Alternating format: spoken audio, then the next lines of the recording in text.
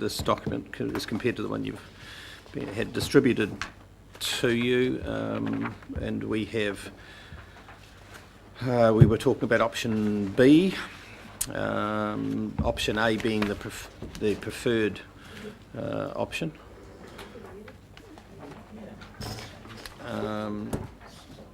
B is the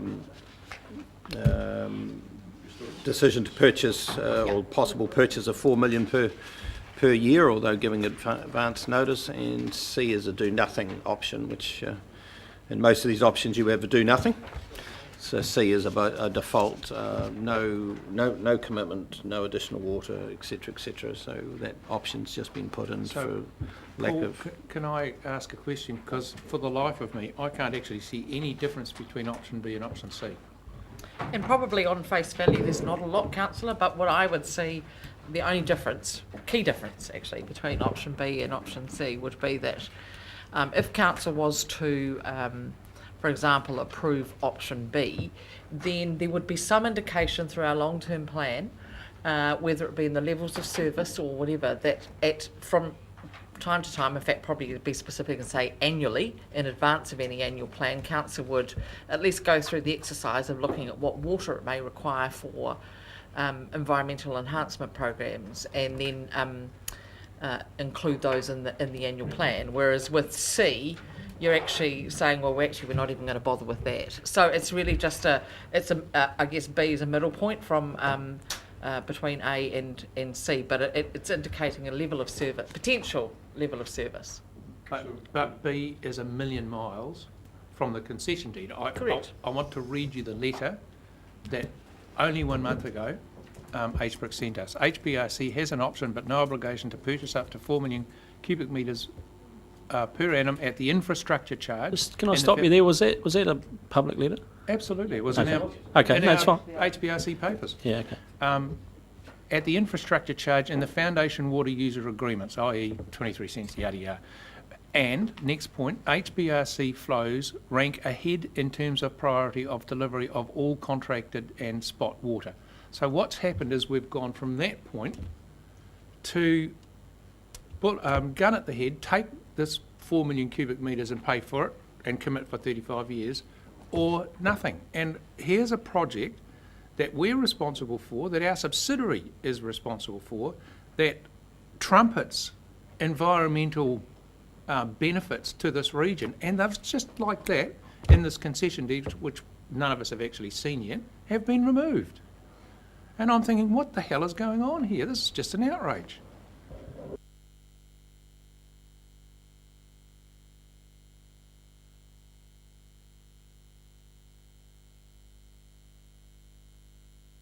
I ask a question about this because I heard Councillor Hewitt say that she was aware of it. I was aware of the potential for this through workshops and through questions in open session that were asked earlier. So I'm not sure why it is such a surprise. There is absolutely nothing in this letter that says... I'm not referring just to the letter. Order. We're dealing with what's in front of us here, right? So there's a letter from HBRC to the Regional Council on the 18th of February, and I'm not sure what date yours was, Councillor Bevan. So, okay, so the recommendations, right at the end. HBRC Limited believes there's a sound environmental and financial case for, first bullet point, removing the provision of HBRC flows from the concession deed, and second bullet point, entering into a conditional water user agreement with HBRC Limited subject to the scheme proceeding. So that was in the letter of the 18th of February. Well, it was. Well, the point is that there had been. It was suggested that there'd been no previous indication to council that there would be removal of these provisions from the concession deed. And I'm just saying, well, the letter back in February indicated that was what they were recommending. But I've got that piece in front of me, and the way I read it is, you can do it this way or the other way if you choose not to. Okay. That's how I read it. Right. It seems to me that, come back to Councillor Bevan's point, see, this is correct, is the difference between B and C is that C is actually just a little bit clearer about no cost. If you're looking at it from a public point of view and reading it, someone who's not particularly well informed, interested person, but hasn't been long, that C just makes it clearer that there's no cost to the council. That's all. I would have thought that. Well, no cost, no service. Yeah, no cost, no service. But Yeah. Whereas B is potential for service. Potential Potential for service, cost, potential potential for cost. cost, yeah. But you're with me, it's But it's a decision of that council at the time. that's right, but it's harder to sort of get that to you. You're just reading it first time. What's this I mean? think B needs to stay in there Is itself. the introduction of option C, was that instructed by the auditor, or Yes. did we just make that up somewhere along the line here? Do nothing's always a good rounding off of the options that, and I think auditors quite like when you actually you sort of give the full set of options to people, particularly when you're going out to public consultation on that. So if I can ask a process question about that. When people, if this is the document that people will be responding to, it is appropriate for someone to respond to this by saying, I've considered A, B, and C, but I'd like to recommend B. On point, still not, straying off into, hinterland somewhere. But I like the idea of having environmental, possibilities presented here later on down the road.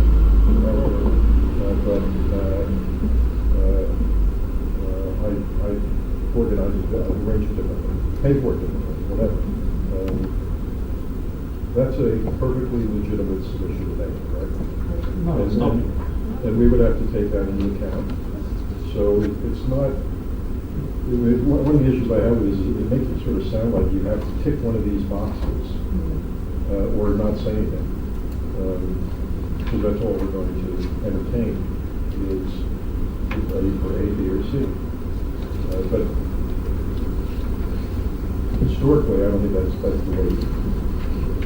People don't agree with that, or do they? No, I mean, you'll get, last year, for example, when we did our long-term plan, we had option A and option B on a number of different matters, and there were plenty of C, Ds, E's and F's came out of the woodwork in each case, so without necessarily being invited. So, but, if we could make it quite clear on an actual submission form that these are the options that we've presented, but, give people an opportunity to have any additional comment or whatever, on the submission form. There's nothing to stop people doing that. Just hang on. Let's have one meeting here, Councillor Hewitt and Councillor Dick, Councillor Scott, then Councillor Matter Bevan. of process, Mr Chairman, my understanding, we have a statutory requirement to approve this by a certain date, and that it had to actually have gone to audit. So if we actually do change in any way significantly this document, I understand it has to go back to audit again and will require a special council meeting this week. That's normally, that is normally the Yes, case, isn't it? that's normal, but as far as options are concerned, Liz is quite right. You come out with options that we think are representative, but it certainly doesn't preclude anyone else from coming up with an option. There's probably a myriad of options, frankly. Yeah. So that's what I wanted to just further explore. So if members of the public think that we should actually get our hands around the 8 million cubic metres or even more, and that we shouldn't have to pay for it, even if it meant that our returns from the investment would be reduced, they could submit along those lines, and that would be a valid submission that the council would have to consider. That's right, yeah. Well, unless it's defamatory or full of nasty words, we consider every... Or big words. Oh, big words, yeah. And no pictures. We consider every application. Yeah. Other questions? Councillor Dick, can we go back to your issue in the blue? Well, I was going to say that I can understand how this position has changed, and I don't accept that councillors weren't aware of it prior to today. But the reality is, with two independent investors engaged, I can well understand that they would not want to have 5% of their potential capacity and sales volume withdrawn from the project on the basis that the council may or may not spend some money occasionally. So I think the three options are quite valid, and as has been put, anyone's in a position to offer other alternatives. But coming back to this document,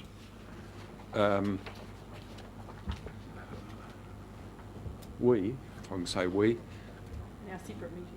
generally agree that the blue bit should be retained, taken up underneath the amended sheets following the adjustments to the original 2015 LTP are highlighted.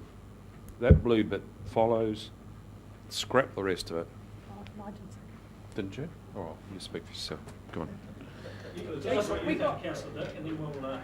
We got rudely interrupted. Yes, we did.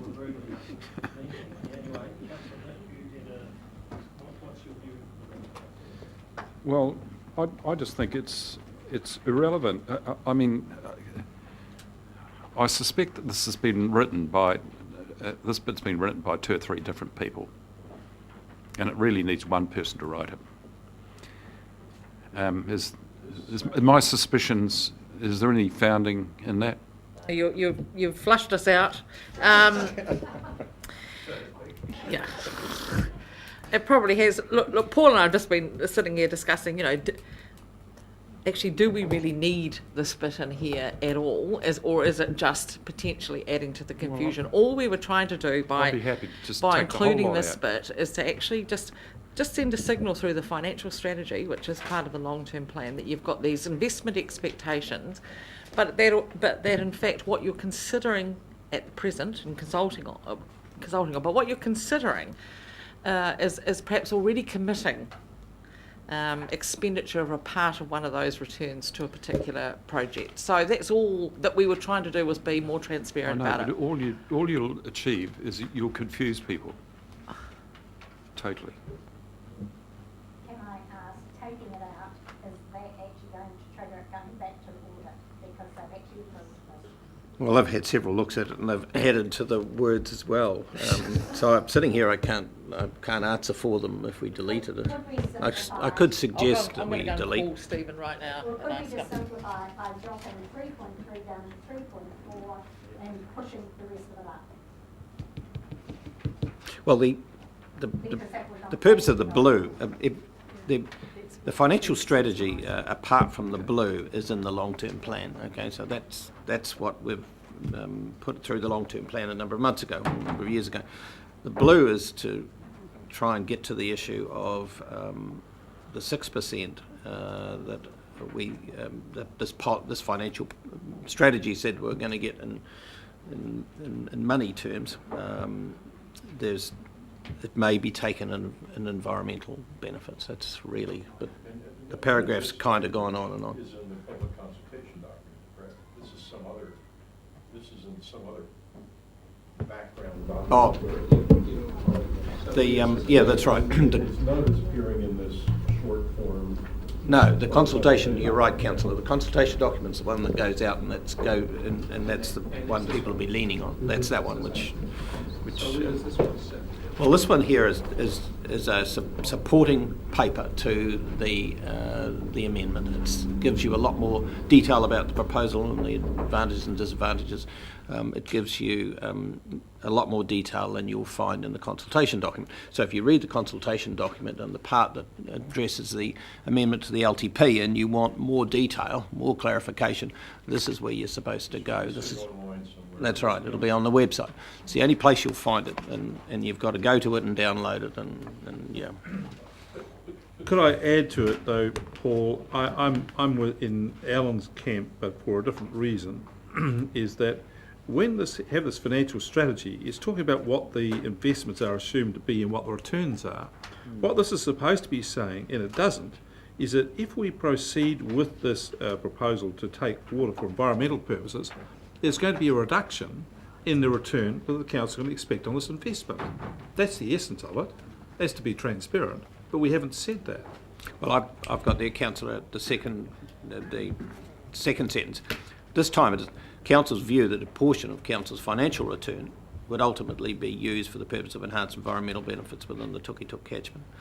So I read that, but yeah. but with respect, it doesn't. It does. You have to work out that it means there's going to be a reduction of income. What I'm saying to you is, you've got to be clear. You have to be explicit. Well, actually, with respect, Councillor, there's not. We're going to still get that full amount of income. All that it's doing is actually signalling already that we've identified something to spend some of it on. So, HBRC or RWLP or will furnish the dividend or the return that's sought by council.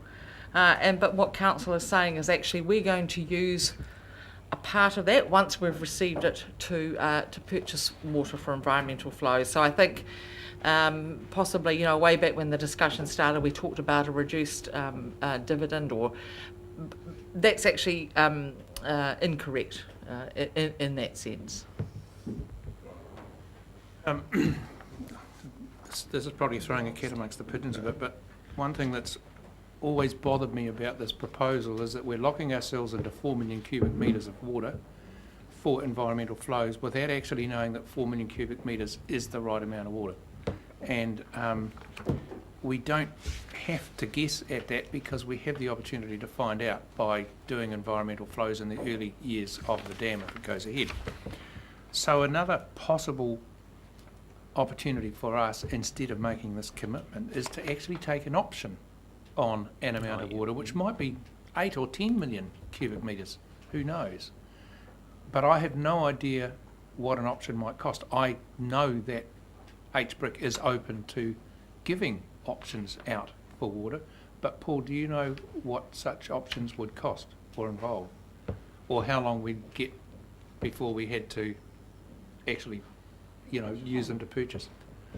Oh, I mean, honestly, I wouldn't. You'd have to ask HBRC. I mean, the draft concession deed had an option, but they've obviously rethought that in light of a lot of issues in front of them. No, but there was an option to take water on an annual basis. That's right. Talking about an option to purchase 6 million cubic metres, which you can exercise. Yeah, I think their issue in the later years, and this is a verbal thing, I think their issue is to tie up water under an option that they may be able to have a market for. Yeah. And you can understand that from a commercial point of view. But there's nothing stopping. But there's nothing stopping someone, possibly even yourself, submitting on that particular option. Councillor. No, neither of his numbers. I suspect he's pretty busy. Well, can I then suggest that we just alter that order? And because I'm not wanting another meeting this week. No. So Yep. we all, In which so- case, sorry, there's Mr. someone else Yep. get it down. In which case, Mr. Chairman, I'll move 1 to 5, Oh, and hang then on. at least we Could can we- debate it. Sorry. Do we Mr. have Green, another questions? question? You had your hand up. Yeah, just a couple of things that I'm really coming back to the long-term plan. The document's going to go out for consultation. I just have two issues with this. One is in A. It talks about how much it would be per annum, but I think it should set out what the total cost of the life of this would be. Yeah. Just to have It's around somewhere. we're talking about the recommendations in A, Oh, okay, consultation. page 6. New issue. So it says out how much it is per annum, but the truth of it is we're making a commitment over a long period of time. So but people, Are you looking at the same document? Sorry, you got the consultation. the Consultation document, page 4, option A, total cost over 35 years of $36.9 million. But here we'll have a highlighted section that's where people's eyes will be drawn. And why wouldn't you just complete the multiplication task involved? Oh, yeah, we could, if that's for clarification, That's fine. what it is. Yeah. That's what it is. That's what the total cost. Yeah. I get that, and I just think that's clearer and fairer. Yep. And the other one, I just have a concern is that in the highlighted, the not highlighting, it says HBRC's preferred position is A, and I think if people read that, they would think that that's a unanimous position. HBRCs. HBRC's preferred position is A. and I don't agree with A. So, you with me? Some do though. But But I- is That's it- what we're consulting on. Yeah. I get that, but I would just say that, HBR's majority position, preferred position is, it says that, there's some disagreement here, which is an accurate thing. Let's not put any numbers on it, but, I'm not interested in that. sorry? Doesn't add any value to anything. Oh, yes, it does. No, it doesn't. Oh, yes, it does. Or otherwise, I want HBRC's preferred position. HBRC. HBRC's please. preferred position, Well, I bracket. will ask, just hold still. If you can't be quiet, I will ask you to leave. Thank you. HBRC's preferred position is A, bracket, except Rick Barker. I'd be happy with that, you with me? But I just don't want it to It's go... required by legislation. What? We have to have a preferred position. I get that. Yeah. It's got a preferred position. Yeah. I just say it's not, would like to be accurate, it's not universal. Chair, on I think people have worked that out over the last month or so, Councillor Barker, I around would the be very region. clear about this. Around the region. I want the bracket. on page 4, option A, it says the water free for 7 years, and then the ability. The ability is, to me, insinuates option. But in fact, it's not option. I think this is really PR written, I mean, I think it needs to be clear. The deal is, we're going to buy this much water, for the first 7 years it's going to be free, then we're going to have to pay for it. Yeah, then the that's what requirement. I've just written down Yeah. requirement. I think Okay. you're right, councillor. Thank you. Requirement. Very good. How far away from the end are we here? You were ready to go to a motion, Councillor Scott, was that right? Oh, Mr. Chairman, I've missed some words out of the resolution, so... Great. I mean, under 2 and 4, we need to take into account the discussions at this meeting and the amendments made at this meeting. So number 2 should really read, adopts the following supporting accountability documents, and an insert there would say, and as amended at this meeting, to the draft. So, I mean, there's been quite a few amendments put up on those accountability documents that need to be reflected in that resolution. So that's in 2. yeah, that's in 2. And 4, same thing, adopts the supporting document and as amended at this meeting by Council and Audit New Zealand, setting out the statement of proposal for the amendment. Okay. Because there's amendments put forward by Council, and also we've discussed Audit New Zealand's amendments as well. So if we put those in, then I think that clears it. Happy with that? We have a seconder for that?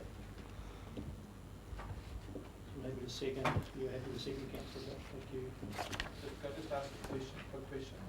So one of the amendments that Paul's referring to is that on the consultation document, A will be amended to show the total cost. Yep. And changing. And requirement. And requirement. Yeah. Councillor Scott. Chairman, I realise this is the end of a long day, and last minute changes are frustrating, but we do actually have a requirement, statutory requirement to meet this. We have pushed it as far as we can with Audit New Zealand to get it through today, and just for the sake of some touching up, to actually go back and try and call a special meeting later this week to go through audit again would be ridiculous. So even if it's not perfect, it is very close, and that is the way it has to be, and we have met the legal and statutory requirements of doing it, and so I think that we should proceed. And we've got a consultation document that makes sense. People can respond to it in any way they like. They can come back and say, no, I actually want to see money committed to the Wairo River rowing course. That's fine. Or they can come back and say, no, I live in Napier, I want a velodrome. Don't waste your money on this. So options actually are unlimited.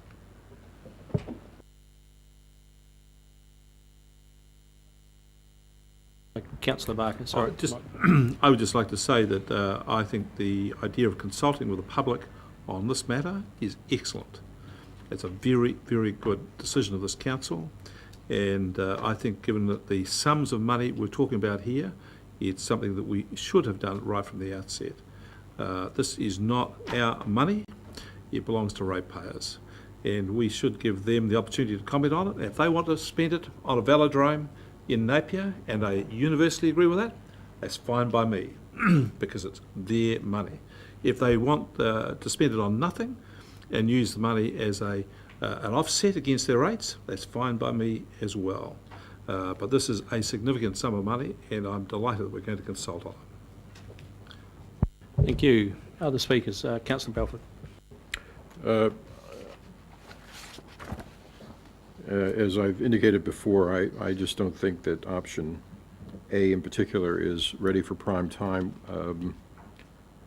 Holding my nose, I will vote for this only because it opens the door, as has been confirmed in our discussion today, to the possibility of other approaches to the issue that's been raised, which to me, the broader issue that has been raised is, are there other environmental benefits to be reaped from stored water if we think seriously about what those might be, when we might need them, how much we're prepared to pay for them, and so forth. And I would hope fervently that the public would come forward with a more intelligent approach to this, to answering that question than we have in this document.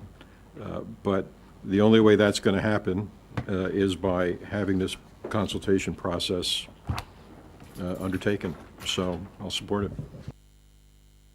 Anyone against? Wish to sum up? Thank you. I'll put the motion then. All those in favour, please say aye. Contrary, no. Carried. Thank you. Too quick, well, maybe not quick, I don't know. As 80% of our decisions are, Councillor Barker. The Chairman's report on page 61. The reason that Alan Dick came back. I see a grimace down the end.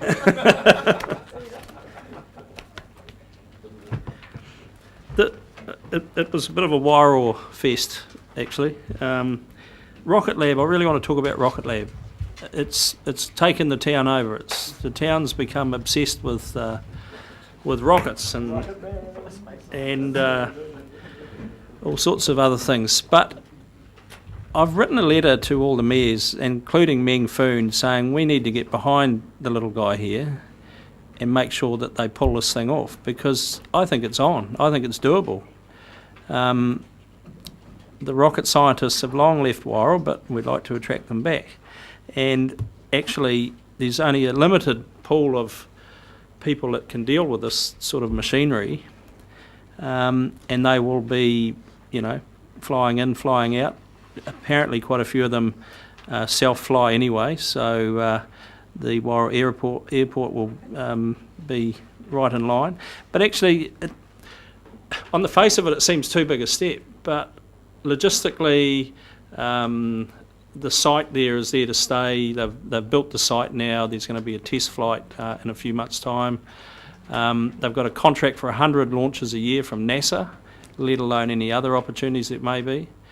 I'm just thinking from an economic development point of view, a company that has a $500 million turnover per annum, which is what 100 rocket launches are roughly worth, is worth having.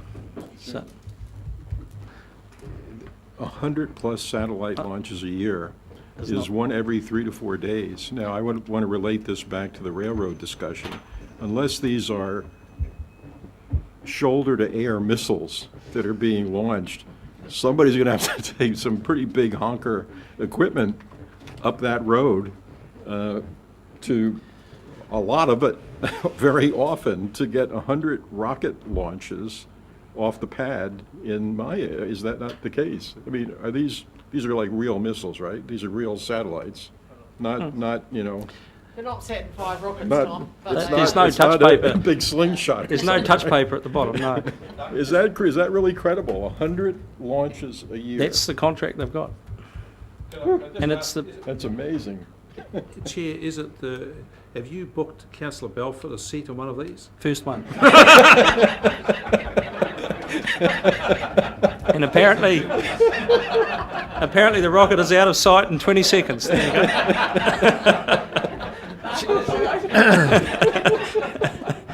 Chair, just And I on- think I can get 3 more on the next one, but I'm not sure. Do I get to pick my co-pilot? Chair, We have a 5-4 vote. is it possible that Gisborne are also trying to get these rocket launch sites? Well, that was part of the strategy around writing a letter to all the mayors, including Meng Foon, saying, look, this is an East Coast project. We heard a little bit about the tourism opportunities this morning. They start somewhere, they end somewhere else. Gisborne have been chipping away for a couple of years, my understanding. Warrell's made some serious progress because the launch pad's right in their backyard. And we have one opportunity they don't have, and that is a container port. So there, absolutely, yeah, absolutely. So the chief executive and myself have a briefing over the next couple of days, I think, just to see what the nuts and bolts of this thing is. But I really thought it was worth bringing to the council to say, from an economic development point of view, it just adds another string to the bow. They've got a little way to go to pull it off, but I'm suggesting that this regional council gets behind our neighbour to the north and see what we can do. Is it test launch it later this year, actual Yes. firing or something? Yeah. Yeah. Has HBRC assessed the risk to the dam of a misfire? No, but the reason that the peninsula has been chosen is very few aircraft fly over the top, so we will be there. Yeah. Yes. Yeah. I think it's good.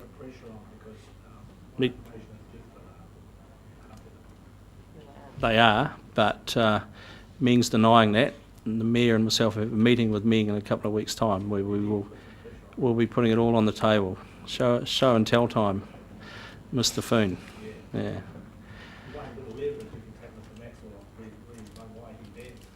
Oh, and the forestry. Probably worth noting that through Liz, Nick Cornwall's been asked to communicate with the Wairau CEO. Yeah, about the potential exactly for transporting, if there was some plant assembly in Wairau, the option of some kind of transport of it, at least as far as the isthmus, on rail. Yeah. Anyway, it's early days, but it's a pretty cool story for our part of the world. Yeah. So.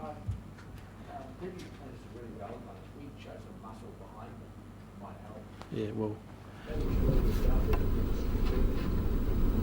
think it's a good idea. The only other point worth noting in this report is I met with the new trustees of the Whakakī Lagoon Trust, which has been a total change. It's a shame Mr. Mohi wasn't still here because their plantation aspirations seem to have evaporated, and there's a bit of disquiet at Whakakī at the moment. But I want to keep discussions going about the health of the lagoon, which needs a bit of help at the moment. So they've pulled out of the discussions with all the local farmers, etc. My aim is to get them back in. So we've had a very fruitful first meeting, actually just myself and 4 or 5 of them. So I'm going to keep that conversation going. But those of you that have had any dealings at Whakakī will know that it's not easy out there sometimes to get traction. But the kahakuras have a mind of their own. But it's worth supporting because the lagoon does need a bit of help. Short and sharp. You happy to move? Happy to second? All those in favour, please say aye. Contrary, no. Carried.